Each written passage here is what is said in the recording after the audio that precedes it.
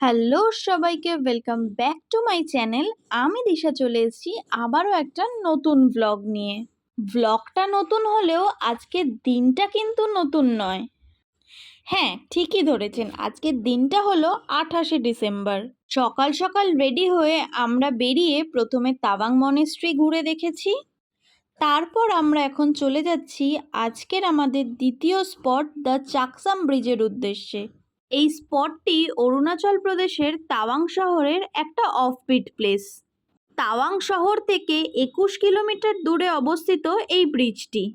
এই চাকসাম ব্রিজটি কিন্তু তৈরি হয়েছিল 14th সেঞ্চুরিতে এবং এটি কিন্তু একটি হ্যাঙ্গিং ব্রিজ।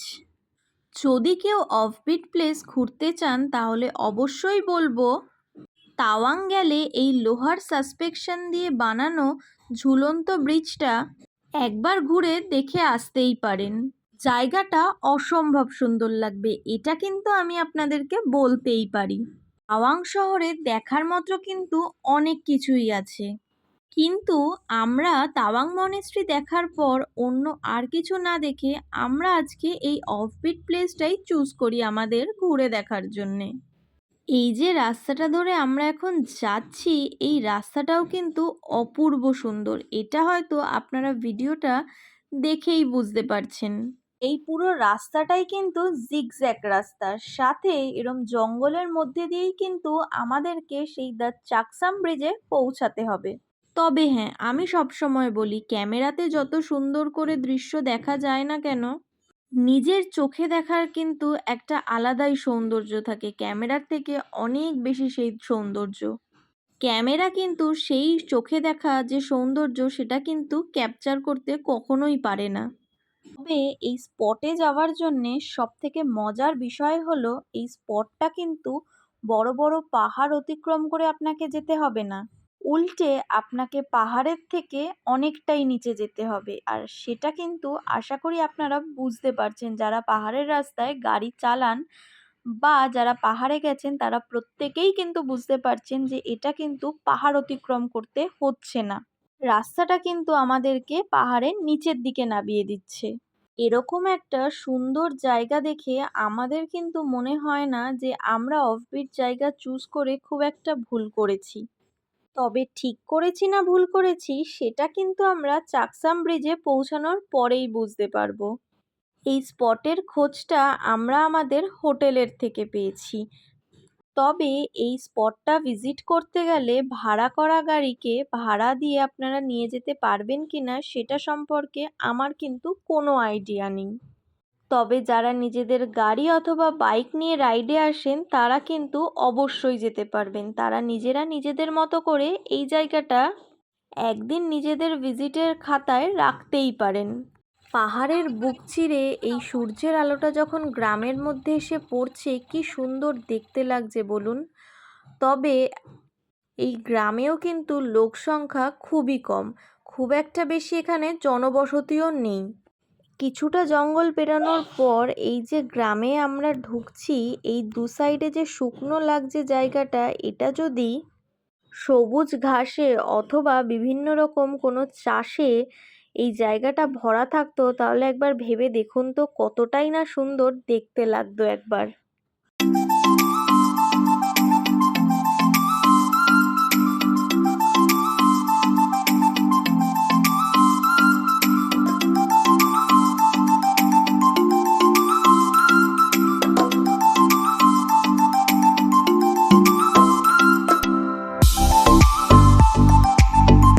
এই যে দূর থেকে জায়গাটা কিন্তু কি সুন্দর দেখতে লাগছে, ওই যে দূরে গাড়িটা আসছে, অপূর্ব একটা দৃশ্য দেখতে লাগছে। সাইডে যে জায়গাটা শুকনো হয়ে রয়েছে ওখানে একটু সবুজটা বেশি থাকলে আরও বেশি সুন্দর লাগতো। সেফটি পারপাস আমি আপনাদেরকে একটা ছোট্ট ইনফরমেশন দিয়ে রাখি, যদি কেউ এই স্পটটা ভিজিট করতে আসেন তাহলে অবশ্যই সকালের আলো থাকতে থাকতে কিন্তু আপনাদেরকে এই স্পটটা ভিজিট করে নিতে হবে এবং সকালের আলো থাকতে থাকতেই কিন্তু এই স্পট ভিজিট করে আপনাদেরকে এই স্পট ছেড়ে বেরিয়ে চলে যেতে হবে। রাতের অন্ধকারে আসলে এই স্পটের সৌন্দর্য না আপনারা দেখতে পারবেন, আর সাথে কিন্তু এখানে ফোনের কোনো রকম টাওয়ার পাওয়া যায় না, তাই যতক্ষণ এখানে আপনি থাকবেন, যদি কোনো বিপদে পড়েন রাত্রেবেলা, তাহলে কিন্তু আপনি চট করে কোনো রকম সাহায্য পাবেন না, কারণ এই স্পটে কিন্তু ট্যুরিস্ট ভিজিট করে না। তাই জন্যেই সেফটি পারপাস কিন্তু আমি বললাম যত তাড়াতাড়ি পারবেন সকালের আলো থাকতে থাকতে এই স্পট ভিজিট করে হোটেলের দিকে কিন্তু চলে যেতে হবে। আমরা যখন এখানে এসছিলাম আমাদের সাথে কিন্তু হাতে গোনা দুটোই গাড়ি এসছিল, আর তাতে খুব বড়জোর 10-12 জন লোক ছিল, আর আমাদের গাড়ি নিয়ে কিন্তু আমাদের দেখা এই স্পটে মাত্র 3টে গাড়ি ছিল।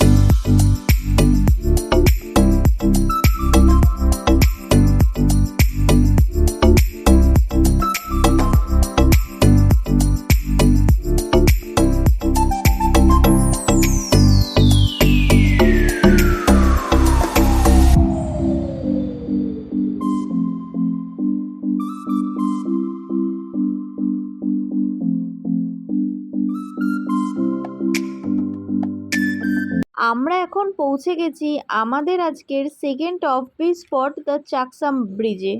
তাহলে চলুন ঘুরে দেখা যাক offbeat place Chaksam bridge. আমি কিন্তু আপনাদেরকে এই ব্লগটা শুরুতেই বলেছিলাম এই স্পটটা ভিজিট করতে কিন্তু আপনাদেরকে কোনো রকমের বড় বড় পাহাড় পর্বত পেরোতে হবে না, উল্টে নিচের দিকে যেতে হবে। আর সেটাই এখন দেখুন আমাকে কিন্তু সিঁড়ি থেকে আরো অনেকটাই নিচের দিকে নামতে হচ্ছে। ওই যে দূরে দেখছেন ঝুলন্ত ব্রিজ বোঝা যাচ্ছে, ওই অত দূরই কিন্তু আমাদেরকে এখন যেতে হবে। হ্যাঁ মানে আমার বডির ফিটনেসটা যে করে দেবে হেঁটে হেঁটে হেঁটে হেঁটে ব্যাপারটা।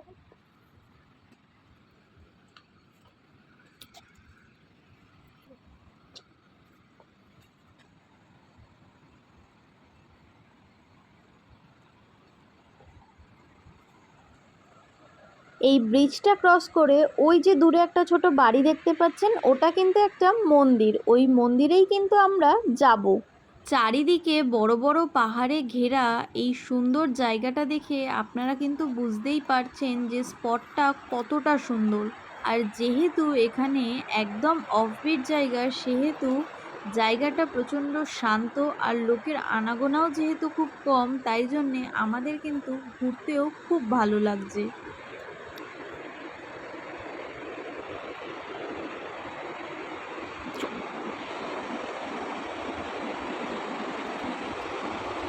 এই যে আওয়াজটা শুনছেন, বলতে বলতেই কিন্তু দেখুন আমরা নদীকে দেখতে পেয়ে গেছি। তবে আওয়াজটা শুনে কিন্তু আমার বেশ একটু ভয়ই লাগছিল, কারণ আমি অ্যাকচুয়ালি এরকম জায়গাতে কখনো আসিনি, এটা আমার প্রথমবার। আর একটা ব্রিজ ক্রস করতে হবে সেটাই নদীর ওপর দিয়ে ভেবেই আমার একটু ভয়ই লাগছিল, কারণ নদীর গর্জনটাই কিন্তু মারাত্মক ছিল।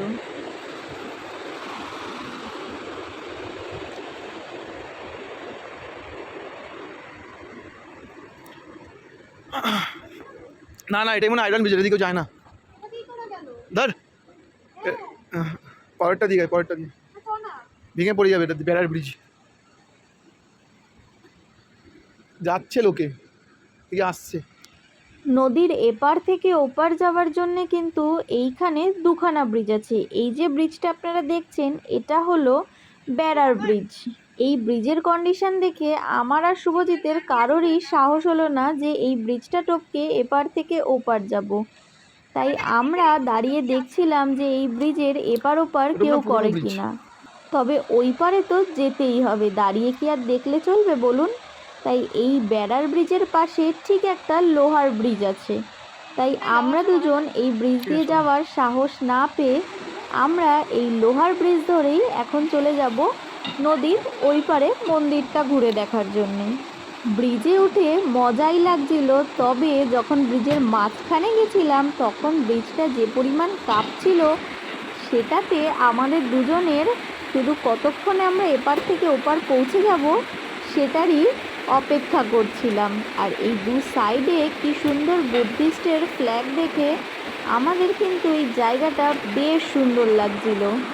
আর নিচ থেকে এই যে স্রোতের সাথে জল বয়ে যাচ্ছে, এটা দেখেও আমার বেশ ভয় লাগছিল। আশা করি আপনাদের জায়গাটা দেখে বুঝতেই পারছেন যে জায়গাটা কিন্তু খুব সুন্দর জায়গা। তাই অবশ্যই তাওয়াং গেলে কিন্তু এই জায়গাটাকে নিজেদের ভিজিট লিস্টের মধ্যে রাখতেই পারেন। আমি আপনাদেরকে কথা দিতে পারি, এই জায়গাটা দেখে কিন্তু আপনারা নিরাশ হয়ে ফিরবেন না, বরঞ্চ নতুন একটা স্মৃতি করে এই জায়গা থেকে আপনারা ফিরবেন।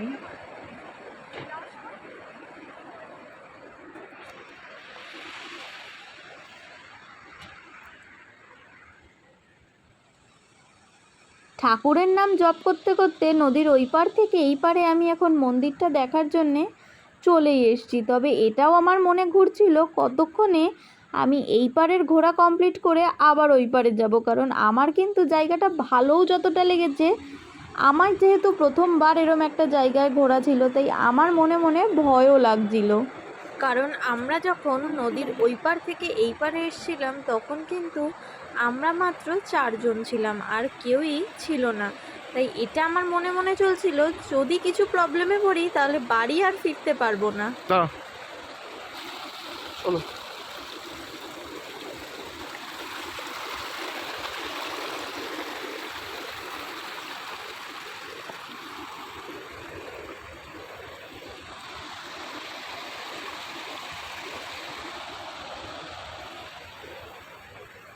আর এই যে দুজন দাঁড়িয়ে রয়েছে, টিনাদি আর অনির্বাণদা, এরা দুজন হচ্ছে আমাদের এই ট্যুরের আরও 2 সঙ্গী। এরা দুজন আমাদের আগেই পৌঁছে গেছে এই ব্রিজে।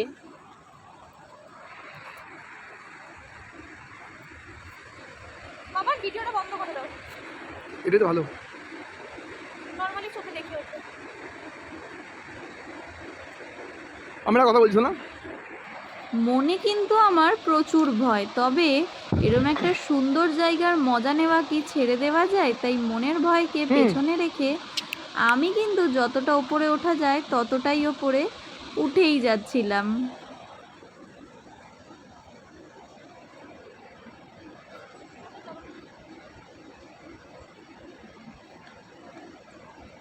তবে আমি কিন্তু একটু হাঁপিয়েই গেছিলাম, তাই আমি এখন বসে পড়েছিলাম একটুখানি রেস্ট করার জন্যে। আর দেখতে পাচ্ছেন দুটো পাহাড়ের মাঝখান থেকে কি সুন্দর নদী বয়ে চলেছে, সাথে দুটো ব্রিজ, অপূর্ব সুন্দর দৃশ্য আর অপূর্ব সুন্দর লাগছে। তাই আমি অবশ্যই বারবার বলবো, যদি একবার পসিবল হয় তাহলে অবশ্যই এই জায়গাটা একবার ভিজিট করে আসতেই পারেন। তাহলে চলুন এখন আমাদের যাওয়া যাক এখানকার সব থেকে উঁচু জায়গাটাতে, যেখানে রয়েছে এখানের বুদ্ধিস্ট একটা মন্দির। আমি যেহেতু হাঁপিয়ে গেছি তাই আমি এই মন্দির অবধি আর উঠে দেখতে পারিনি। এই জায়গাটা শুভজিৎ একাই ঘুরে দেখেছে। এই পুরো উঁচু থেকে কি সুন্দর লাগছে বলুন। তবে এখানে জানেন তো কেউ ছিল না, তাই নিজেদেরকেই খুলে এই জায়গাটা ঘুরে দেখতে হয়েছে।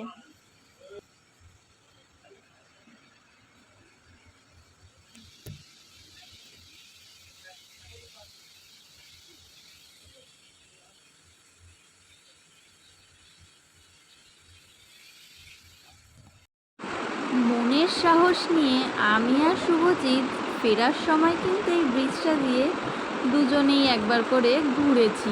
তবে হ্যাঁ, এই ব্রিজটা যত তাড়াতাড়ি পারবেন তত তাড়াতাড়ি পেরিয়ে যাওয়ার চেষ্টা করবেন। আর এই ব্রিজ দিয়ে যখন পেরোবেন তখন কিন্তু একদমই লাফালাফি করবেন না, ধীরে সুস্থে তাড়াতাড়ি আপনারা পেরিয়ে যাবেন। আমিও আমার ব্লগটা আজকে এখানেই শেষ করলাম, তবে ব্লগটা শেষ অবধি দেখবেন, কারণ শেষে আরও সুন্দর কিছু জিনিস রাখা রয়েছে আপনাদের জন্য। আর আমার ব্লগটা যদি কোথাও ভালো লেগে থাকে তাহলে অবশ্যই একটা লাইক আর কমেন্ট করবেন, আর যদি খুব ভালো লেগে থাকে তাহলে অবশ্যই সাবস্ক্রাইব করে দেবেন। দেখা হবে অরুণাচলের পরের ভিডিওতে। শুভজিৎ নিজে রাইড করতে প্রচণ্ড ভালোবাসে, আর এরকম অ্যাডভেঞ্চার রাইড করতে তো ওর জাস্ট মনের একটা আলাদা ও খুশি খুঁজে পায়। তাই জন্যে এরম একটা নদীর পাড় দেখে ও গাড়িটা সোজা নদীর পাড়ে নামিয়ে দিয়েছিল। সাথে ওকে ভিডিও করে দিয়ে ওর এই সুন্দর মুহূর্তটাকে আমি ক্যাপচার করে ওর এই মনের খুশিটাকে আরও দ্বিগুণ বাড়িয়ে তুলেছিলাম। যারা গাড়ি চালাতে পারদর্শী তারাই কিন্তু এরম অ্যাডভেঞ্চারে নামবেন, না হলে কিন্তু একদমই নামবেন না। তাহলে চলুন এখনকার জন্য টাটা, বাই বাই, দেখা হবে অরুণাচল প্রদেশের আরও একটা নতুন ব্লগে। Thank you.